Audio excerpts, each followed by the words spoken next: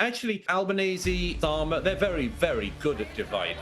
They do it all the time. So they're not anti-division. They just want to be able to do their own form of dividing. And part of that is dismissing anyone who they don't like as a populist. The idea that the Australian government, any more than the British government or the American government, should be the arbiter of what is true and what is false is absolutely ridiculous. She thinks that he should be thrown in jail. Was that just a rhetorical flourish? I don't think so, actually. There has been a pattern of sort of one-directional desire for censorship, and we all know where that comes from. Douglas Murray has just exposed Anthony Albanese's secret agenda, and things escalated quickly. What you are about to watch is one of the most brutal and eloquent takedowns you'll ever see. Starting off with a clip of Albanese subtly hitting towards Nigel Farage, which Douglas dissects masterfully. Take a look at this. I don't want to see the rise of populist organisations. Parties of governance have to come up with solutions, not seek to divide people. Well, that was something. Now watch what Douglas had to say about that snooze fest. Oh, gosh, he's so inspiring, isn't he? It puts you to sleep. Douglas?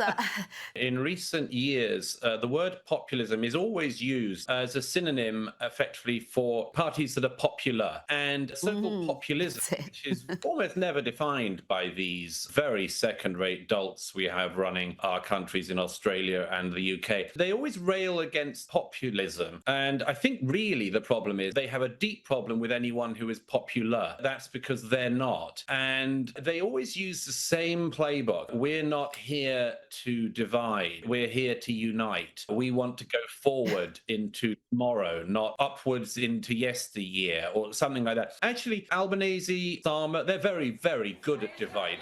They do it all the time. So they're not anti-division. They just want to be able to do their own form of dividing. And part of that is dismissing anyone who they don't like as a populist. Well, as I say, I hope at some point the voters will make it clear what popularity really means. Truer than it could have been told. There is a reason why the Australian government and other Western leaders have been desperately trying for so long to push for censorship and try to smear figures like Douglas Murray as far-right provocateurs. It's because they want to keep control of the narrative. And speaking about ridiculous censorship in Australia, Douglas is about to have a heated revelation about this too in this next clip. Just take a listen. But here in Australia, the government is introducing Orwellian misinformation and disinformation legislation. Is all for our safety. It's for our own good, Douglas. Is that how you see it? Why didn't they just set up the Committee of the Public Safety like Robespierre and co? It's wonderful when they couch it in this language. The idea that the Australian government, any more than the British government or the American government, should be the arbiter of what is true and what is false is absolutely ridiculous to my mind. No Australian government should do it. There is nobody in the land, no committee of bureaucrats and apparatchiks you could set up that would be able to legitimately decide, Rita, what you and I should be able to read. And they continue to refuse to listen. This is the same man, by the way, that equated memes of himself as misinformation and talked about censoring them. You can't really have more expectations from these types of people. They can't take a joke and then they want to tell you what you're not allowed to post. But it gets even more ridiculous because here's what Douglas had to say up next. You remember Dan Andrews? Oh, yes. Right. How could I forget?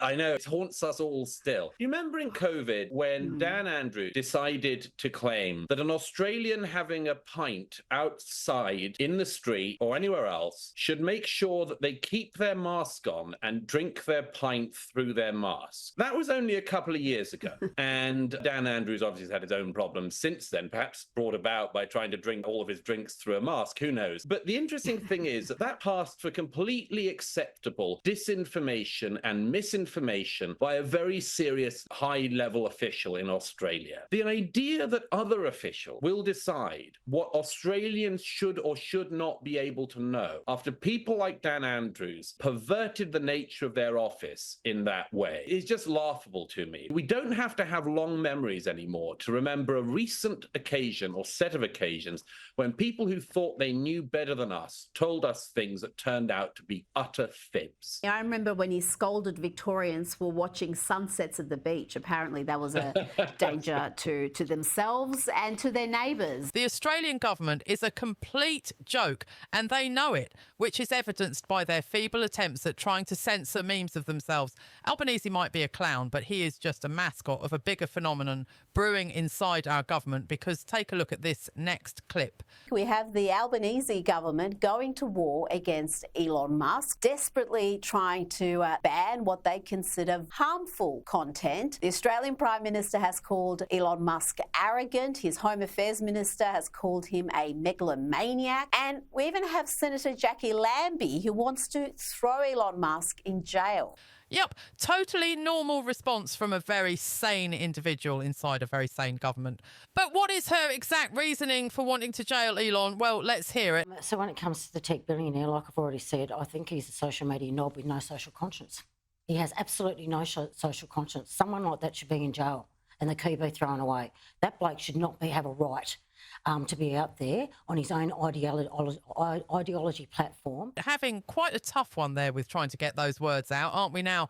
But here's the brutal smackdown that followed from Douglas after that one. Should bureaucrats like Australia's e-safety commissioner be empowered to take down tweets for our protection? I think we've just seen there a very good example, Rita, of why Twitter and other free speech platforms are necessary. Otherwise, you have bureaucrats to appoint themselves the boundary beater, the town crier, and much more of the public square. She thinks that he should be thrown in jail. Was that just a rhetorical flourish? I don't think so, actually. People like her think they should have the power, not just police, but arrest the public square. And it's weird because this woman apparently said some nice things about Trump during his first term, but it seems like since then the mob got to her. If you don't agree with me and what I've got on board with in, I don't know, the last 6 months, then you're not just reprehensible, you're not just appalling, but you have no place in our society.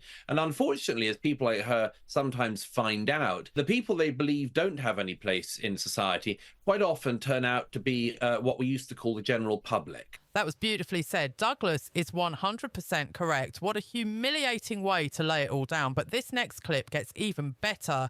In this next one, Douglas is going to talk about a very messy incident where a Muslim individual did something not very nice to a priest inside a church in Sydney. And what was the Australian government's main focus after that? It was to try to censor the video everywhere to supposedly protect people from seeing the attack. But we all know what they were secretly trying to do. Just take a look at this.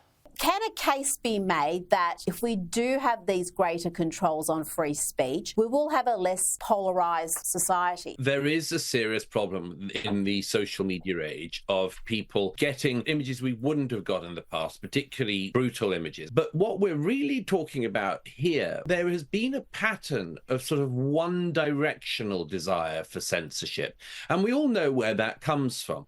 It comes when officials, politicians and others don't know what to do with a major problem. The problem here is not the footage of this stabbing at a priest. It is the problem that such a thing would happen in the first place in Sydney in 2024. That's the problem. They find it so much easier to go on to secondary problems. What do we do about censorship online?